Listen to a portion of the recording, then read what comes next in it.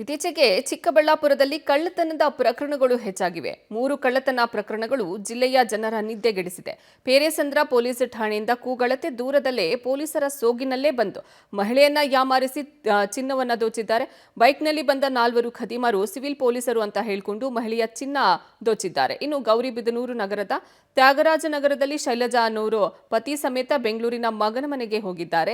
2 ದಿನದ ನಂತರ ಮನೆಯಲ್ಲಿ ಯಾರೂ ಇಲ್ಲ ಅಂತ ತಿಳಿದಿರೋ ಕಳ್ಳರು ಮನೆಯ ಬೀಗ ಒಡೆದು ಮನೆಯಲ್ಲಿದ್ದ ನಗ ನಾಣ್ಯ ಲೂಟಿ ಮಾಡಿದ್ದಾರೆ. ಮತ್ತೊಂದು ಕಡೆ ಬಾಗೇಪಲ್ಲಿ ಪಟ್ಟಣದ ನ್ಯಾಷನಲ್ ಕಾಲೇಜು ಹಿಂಭಾಗ ಭರತ್ ಅನ್ನೋರ ಮನೆಯಲ್ಲಿ ಯಾರೂ ಇಲ್ಲ ಅಂತ ತಿಳಿದು ಮನೆಯ ಗೇಟ್ ಬೀಗವನ್ನ ಹೊಡೆದು ಕಳ್ಳತನಕ್ಕೆ ವಿಫಲ ಯತ್ನವನ್ನ ನಡೆಸಲಾಗಿದೆ.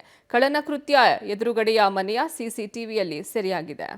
ರಾಜ್ಯದಲ್ಲಿ ಸದ್ಯ ರಾಬರಿ ಪ್ರಕರಣಗಳು ಹೆಚ್ಚಾಗಿವೆ. ಈ ಮಧ್ಯೆ ಕೋಲಾರದಲ್ಲಿ ಕ್ಯಾಪ್ ಧರಿಸಿ ಮುಖಕ್ಕೆ ಬಟ್ಟೆ ಕಟ್ಟಿಕೊಂಡು ಕಳ್ಳರ team sweet stall, saloon, medical shop, mobile shop, electronic showroom ಅನ್ನು ದೋಚಿದ್ದಾರೆ. ಕೋಲಾರ ನಗರದ ಕುರುಬರಪೇಟೆಯಲ್ಲಿರುವ MedPlus medical shop, spin saloon, Domino's ಅಂಗಡಿಗಳನ್ನು ಶಟರ್ ಮುರಿದು ಸಿಕ್ಕ ಹಣವನ್ನು ದೋಚಿ ಪರಾರಿಯಾಗಿದ್ದಾರೆ. ಶಾರದಾ ಟಾಕೀಸ್ ಬಳಿಯ ಆದೀಶ್ವರ್ ಹಾಗೂ ಎಂಬಿ ರಸ್ತೆಯಲ್ಲಿರುವ ಯೂನಿಲೆಟ್ ಎಲೆಕ್ಟ್ರಾನಿಕ್ ಶೋರೂಮ್ನಲ್ಲೂ ಸಹ ಸಾವಿರಾರು ರೂಪಾಯಿ ಹಣವನ್ನು ದೋಚಿ ಪರಾರಿಯಾಗಿದ್ದಾರೆ.